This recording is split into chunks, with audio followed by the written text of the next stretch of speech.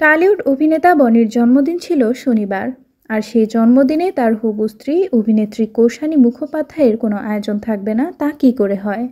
তাই শুক্রবার ঘড়ির কাঁটা রাত 12টা পেরোতেই উদযাপন শুরু হয় বনির জন্মদিনের পার্টি।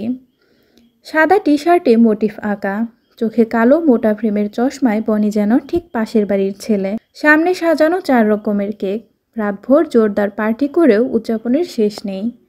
আনন্দবাজারের প্রতিবেদন সূত্রে জানা যায়, অভিনেত্রী তার জীবনের নায়কের জন্য নাইট ক্লাবে গেম পার্টির আয়োজন করেছিলেন।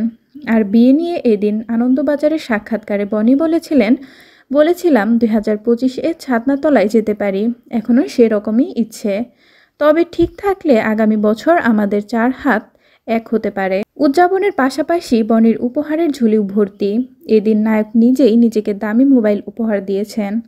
হাসতে হাসতে সে কথা জানিয়ে তিনি বলেন, জন্মদিন উপলক্ষে একটা ভালো মোবাইল কিনলাম, অনেকদিন ধরে কিনবো ভাবছিলাম।